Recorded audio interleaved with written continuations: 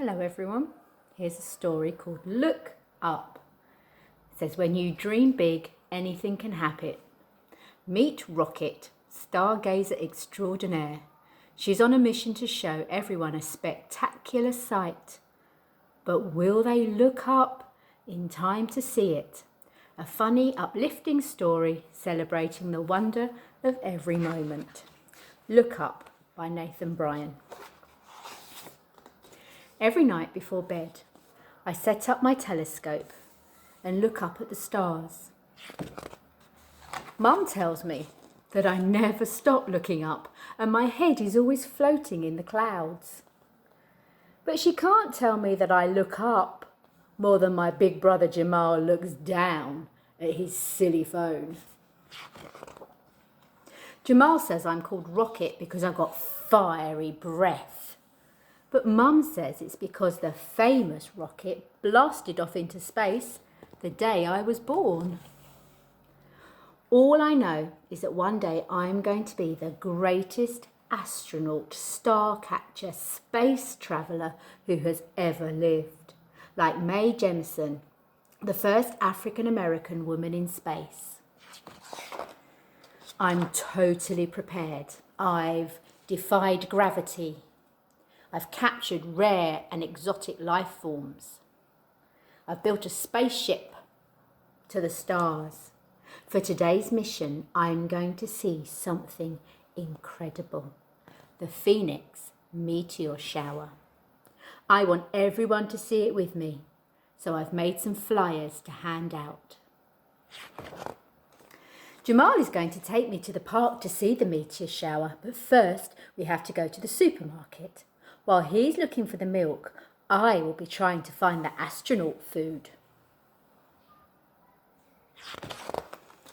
Did you know most meteors are smaller than a grain of sand? Did you know meteors are bits of dust burning up in the atmosphere? Did you know the best time to see a meteor shower is when it's dark with no clouds? In the supermarket, when Kathy the cashier isn't looking, I grab the microphone. Tonight, come out and witness the amazing Phoenix meteor shower. Everyone looks up. Kathy takes her microphone back as I hand out my flyers to the other people in the queue. I think Jamal might be a bit cross with me. The meteor shower will come soon. We'd better drop off the shopping and get to the park fast. Oops. That wouldn't have happened if you were looking up.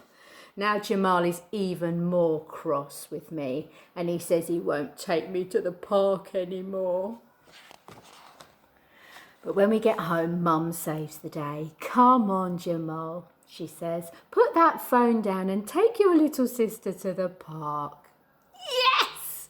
I jump up and do my famous victory dance around the house. Oh, yes. I grab my jetpack rucksack, but Jamal is still glued to his game. Wait till I finish the level, Rocket, he grumbles. As we're about to leave, the doorbell rings. Wowzers! Everyone's here and they're all holding my flyers. To the park! I yell at the top of my lungs. We're all so excited.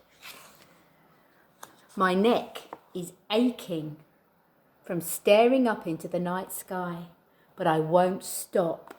I can't miss it. Suddenly, the park goes silent. Even the birds are holding their breath. Everyone points their telescopes and binoculars up at the sky. I think I see one! But it's just a plane flying overhead. Everyone moans and groans. We wait and wait and wait. It must be nearly time for the park to close. One by one, people start to go home. Maybe the Phoenix meteor shower was just a myth. Maybe that's why Jamal didn't want to come along. Maybe everyone is upset with me for wasting their time. Oh dear, she looks quite sad and disappointed, doesn't she? I've never ever felt this sad before. Jamal looks at me for the first time today. It feels like the first time ever. I've turned my phone off, sis, he says. Isn't that kind of him? I'm sorry for making you wait in the freezing cold for nothing, Jamal. Let's go home. Suddenly, there's a big, bright light in the sky. What do you think it is? Look up! The Phoenix meteor shower. I'm speechless, Jamal says. He pulls out his flask and gives me a warm cup of hot chocolate. Yummy!